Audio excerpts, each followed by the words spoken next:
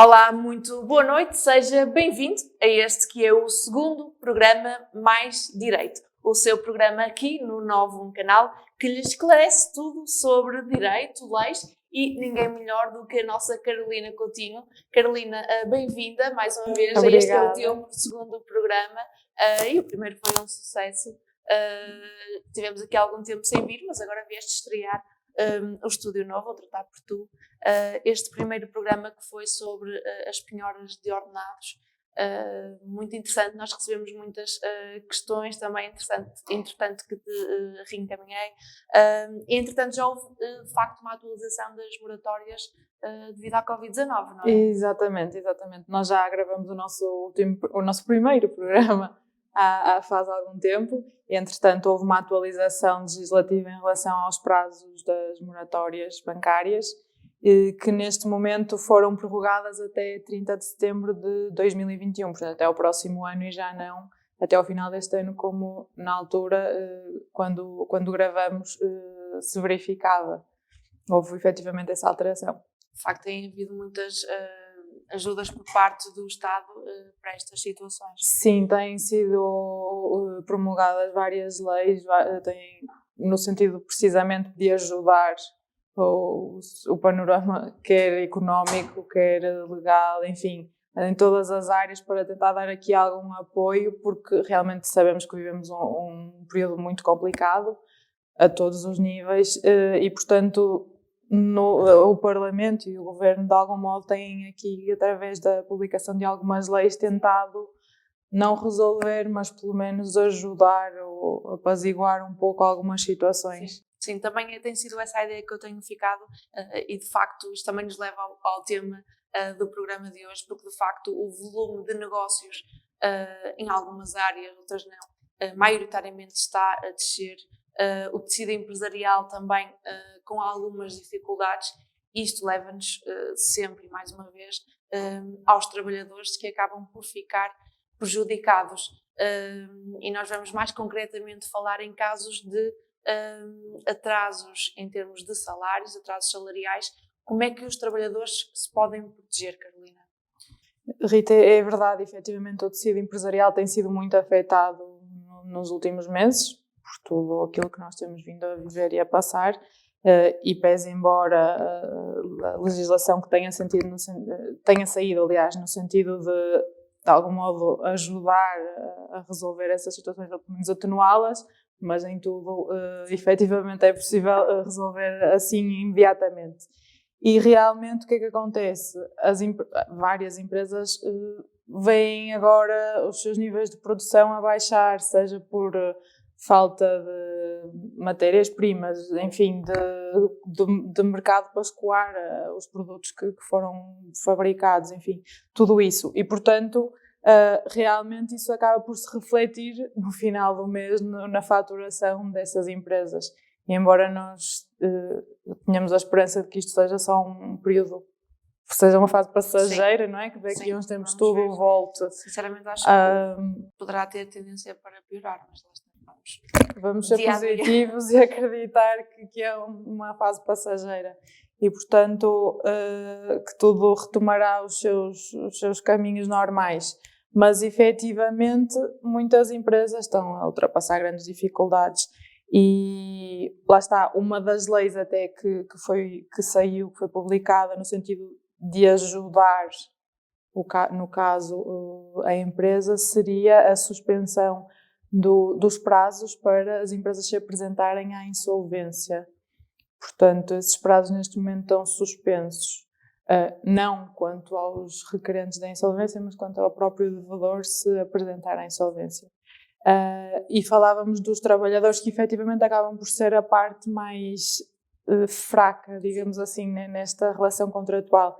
E pese embora os regimes de layoff que foram aplicados, enfim, e outras medidas, nem tudo resolve. E, efetivamente, os trabalhadores também têm contas para pagar, são famílias, não é? Como todos nós, e, portanto, há contas para pagar no final do mês e, por mais que compreendam a situação de dificuldade da entidade patronal, precisam, no final do mês, de ter um rendimento para fazer face às suas despesas, não é? E, portanto, nesse sentido, têm alguns meios, que a nossa legislação prevê mecanismos para se salvaguardarem e também verem defendidos os seus interesses, no caso de, por exemplo, haver um atraso no pagamento de salários, de indemnizações, compensações, enfim, vários subsídios, férias, Natal, alimentação, várias situações.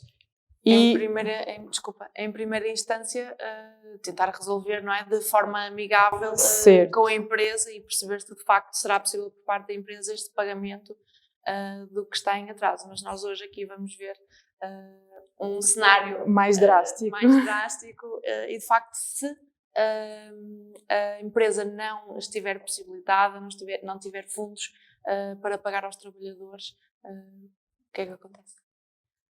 Lá está. O ideal é sempre começar por uma tentativa, de falar com a entidade patronal, tentar resolver, como bem dizes, as coisas de uma forma amigável, mas nem sempre isso é possível. Portanto, por vezes temos mesmo que recorrer à sede judicial, aos tribunais, não é? Que nos auxiliam nesta parte, e designadamente ao processo de insolvência, anteriormente conhecido se calhar por muitos como a falência. Hoje em dia já não é bem esse o termo mais adequado, mas pronto. Acho que acaba por ser um termo forte também, digo eu. Com muito peso, sim. Um termo mais acariciado, digamos. Mas ainda assim acaba por ter... Também não podemos encarar isto de uma forma leviana, não é? Pese embora a palavra se calhar não tenha uma conotação tão pesada quanto a anterior, temos que pensar que isto muitas vezes, não sempre, mas muitas vezes é o fim da empresa. Portanto, só recorremos a uma situação destas quando à partida não há mais forma da empresa se recuperar, nem a longo prazo, seja a curto, seja a longo prazo, não é? Portanto, é mesmo o derradeiro. Exato. Mas antes disso, imaginamos então que não ocorre de forma amigável, e antes de passarmos para o tema central de hoje, antes até de recorrer aos tribunais, existem também entidades do lado dos trabalhadores que podem tentar resolver isto antes disso. Certo, existe sempre a ACT, não é? Que é a entidade primordial que está sempre do lado do trabalhador para todo o tipo de aconselhamento, apoio, dúvidas que queiram ver esclarecidas. Obviamente os advogados também têm esse papel no sentido de serem consultados para melhor aconselhar o trabalhador na forma como deverá resolver a situação perante o seu patrão, a entidade patronal. Existem vários meios que estão disponíveis nesse sentido, de apoiar, claro que sim, os trabalhadores. Portanto, depois de tudo isto não ser possível, lá vai o trabalhador tentar reaver, no fundo, valores que direitos. têm atraso através do processo de insolvência, no fundo requerendo a insolvência da empresa. O que é isto da insolvência e o nosso tema central de hoje? Explica. Portanto, a insolvência, no fundo, como nós dizemos, é um processo de execução universal. Qual é o objetivo do processo de insolvência? É satisfazer os créditos daqueles que aqueles têm sobre a empresa. Por exemplo, eu, enquanto fornecedor, forneci uma matéria-prima à empresa da Rita, não pagou essa matéria-prima. Claro que não estamos a falar de um não pagamento, estamos a falar de um acumular de não pagamentos, e, portanto, eu vou recorrer a este processo no sentido de, seja através de um plano de insolvência, seja através da liquidação do património da empresa, isto é, através da venda do património de bens que a empresa possa ter, o produto que resulta dessa venda eu depois vou então distribuir, eu não, o designado administrador de insolvência, que acaba por ser o gestor do processo, vai distribuir o produto da venda desses bens pelos credores que estiverem no processo e que tenham ido lá reclamar os seus direitos, não, os seus créditos, porque se a pessoa não reclama o seu direito e o seu crédito, não vai ver esse direito também ressarcido. É mandatório que a pessoa se dirija ao processo, através, nomeadamente, de um advogado, para se fazer representar e reclamar e dizer: atenção, eu tenho este valor a haver da empresa assim assim e, portanto, esta quantia deverá ser relacionada na lista dos devedores, dos credores, aliás, ou a quem a empresa deve, dependendo do ponto de vista, e, portanto, quando houver que normalmente é a situação que mais ocorre, a liquidação do património da empresa, depois o produto dos bens, da venda desses bens, ser repartido pelos credores. E os credores que há alguma ordem específica ou é a ordem da apresentação de requerimento? Não, existe uma ordem, no fundo, por tipo de garantias. Ou seja, por exemplo, no caso dos trabalhadores, os trabalhadores, por norma, são pagos em primeiro lugar, porque são considerados credores privilegiados. Acho que faz muito sentido. Exatamente. Até porque dentro de uma empresa, desculpa, os recursos humanos acabam por ser o recurso mais importante. Essencial. E também a parte normalmente mais frágil, não é? Também é importante ter isso em atenção, porque nós sabemos que as instituições bancárias, outras empresas têm uma estrutura financeira à partida um pouquinho mais consistente, e enquanto que os trabalhadores estamos a falar de pessoas singulares, com, portanto, naturalmente uma parte mais fraca, e nessa medida também vêm os seus direitos acautelados porque são pagos em primeiro lugar em relação aos demais credores, à exceção das dívidas do processo, nomeadamente custas do processo. Isso terá de ser pago em primeiro lugar, mas é sempre um bolo, digamos, pequenino, não é isso que à partida subtrairá o valor do produto. Exato. Para depois pagar aos demais. Estes trabalhadores, já que estávamos a falar aqui das custas do processo, estes trabalhadores que neste final do processo, digamos, que fazem então requerimento para a insolvência da empresa, têm também custos junto do advogado? Sim. Ou têm alguma forma de conseguir? Podem sempre recorrer ao apoio jurídico, que é a proteção jurídica do Estado, que é disponibilizada pelo nosso Estado, e aí eles nomeado um defensor oficioso, bem como beneficiam também do pagamento das taxas de justiça e outros encargos que o processo, que advenha do desenrolar normal de um processo judicial. Portanto, a pessoa não tendo meios financeiros para suportar isso por si. Porque acaba por fazer sentido, não é? Se a pessoa está com salários em atraso. Claro. Importante ressalvar que estamos a falar aqui de um atraso de algum tempo. Não vamos pedir requerer a insolvência de uma empresa porque temos um salário em atraso. Eu percebo, não vou pôr em causa que isso faça toda a diferença no final do mês para uma família. Naturalmente que sim, mas também não é motivo suficiente para estar, digamos, a destruir ou mandar abaixo uma empresa porque tem um salário em atraso. Não é? Estamos a falar aqui de um acumular de meses em que efetivamente houve atraso nos pagamentos. Acumular de meses de salários, de todos os direitos que estávamos a falar, pode ser também de subsídios. Subsídios de férias, Natal, alimentação, por exemplo, indemnizações por cessação de um contrato de trabalho, até que já tenha terminado, mas a indemnização não foi paga. Enfim, podem surgir inúmeros motivos. Também é possível pedir um fundo de garantia salarial, que era isso que também querias falar aqui hoje. Explica-me. Sim, isso também é um apoio que existe, porque no fundo o que é que acontece? Por vezes as empresas já estão numa situação difícil e, portanto, quando tentamos vender o património dessas empresas, nem sempre o valor que resulta dessa venda é suficiente para pagar a toda a gente. E, portanto, uma outra forma que os trabalhadores têm de se ver ressarcidos dos valores que lhes são devidos pela entidade patronal é recorrer precisamente ao Fundo de Garantia Salarial, mediante a apresentação de um requerimento, dentro de um determinado prazo, em que este fundo não vai pagar a dívida toda, mas cobre uma parte do valor que é devido ao trabalhador. E, portanto, isso também não deixa de ser uma segurança para o trabalhador saber que vai receber, poderá não receber por parte da empresa, mas vai receber através do Fundo de Garantia Salarial. Exatamente. Mas terá de atuar nesse sentido, não é? O fundo não vem ter com o trabalhador. Tanto neste caso do fundo como do requerimento para a insolvência, como... Certo. Por exemplo, nós na situação de insolvência temos duas situações.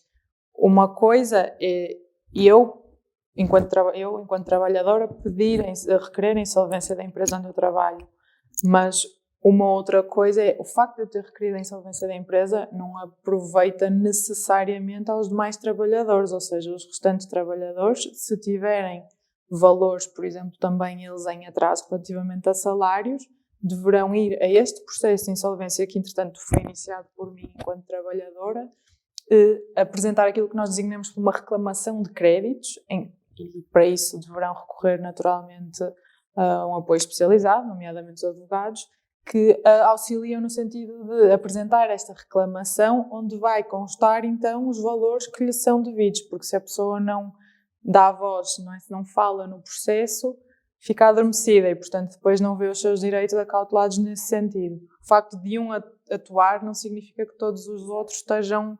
automaticamente protegidos, não é? É bom que cada um atue na defesa dos seus próprios interesses, claro. Isto acaba também por ser esclarecido sempre junto de um advogado e será sempre... Até porque, como nós dizemos sempre, cada caso é um caso, existem sempre especificidades em cada uma das situações e, portanto, tem que ser analisado naturalmente com todo o cuidado e detalhe para que não haja qualquer falha.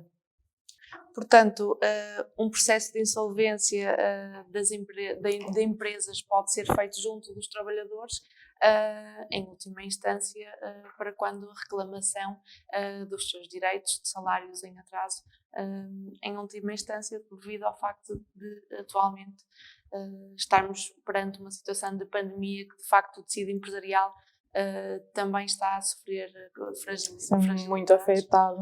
E os trabalhadores muito mais, como estávamos a dizer. Eu acho que também é positivo mostrarmos esta esperança às pessoas lá em casa, que há muitas opções e, de facto, neste momento vemos o índice do número de desempregados a aumentar imenso. É verdade, infelizmente, ultimamente as notícias todos os dias nós vemos que o número de desempregados tem vindo a aumentar consideravelmente e isso é muito complicado, obviamente que não é uma situação desejada, porque não é de todo. Agora vamos também acreditar que por detrás disto também há outras empresas que conseguem efetivamente dar a volta, ultrapassar, renovar-se, que é um bocado o que é pedido às pessoas, é muito exigente, mas é necessário. Sim. Nós temos que nos renovar a cada ciclo e efetivamente esta pandemia e todo este estado que vivemos só nos tem vindo a pedir isso mesmo, não é? Arranjar forças onde nós nem sabíamos que existiam, mas vamos lá, dar a volta. Tanto em termos pessoais como profissionais e ter uma atenção também que, como estávamos a dizer, mesmo devido a esta pandemia, os prazos estão alterados e há aqui uma maior facilidade em tudo e alterações constantes em termos de lei. Exatamente, temos prazos suspensos, temos outros que foram alargados, temos constantes alterações, hoje é amanhã o Estado entende que efetivamente neste momento essa situação já não cautela a população e portanto e é alterado. Portanto, também há uma atenção por parte do Governo nesse sentido, não é? Da realidade que nós efetivamente vivemos. E a questão das moratórias foi um exemplo. Muito obrigada, Carolina. De facto, Carolina Coutinho, advogada que está aqui connosco no programa Mais Direito. Este que é o segundo programa, então, sobre a insolvência das empresas requerida pelos trabalhadores e dar aqui um pouco de esperança aos trabalhadores que, de facto, apesar desta conjuntura atual e também daquilo que o tecido empresarial está a sofrer, há sempre opções e junto de um advogado, por vezes até só um esclarecimento, não é? Porque as pessoas por vezes não estão informadas. Exatamente, e às vezes ouvimos muita coisa, não é? E tudo isso depois causa muito burburinho na nossa cabeça. Portanto, às vezes é importante realmente clarificar ideias, separar, assentar e perceber aquilo que se pode fazer, porque há sempre uma solução para tudo. Sim. Isso é garantido. Carolina, estás aqui a fazer um verdadeiro serviço público aqui no teu programa Mais Direito e deixar sempre claro que tudo isto carece de facto que as pessoas consultem um advogado, mas também, se me permitires, eu gostava que nos dissesses, se as pessoas lá em casa o pretenderem, porque aconteceu no primeiro programa, como é que te podem contactar se quiserem eventualmente tirar algumas dúvidas. Eu penso que nós costumamos colocar o e-mail com dúvidas também, no final, portanto, através do e-mail enviam questões aqui para o canal e nós, claro, com toda a atenção vamos ver e responder. Exatamente. Muito obrigada, Carolina. Este foi então o segundo programa Mais Direito, aqui no seu Sempre Seu, Novo Canal. Pode acompanhar tudo e rever este programa em novocanal.pt. Uma boa noite.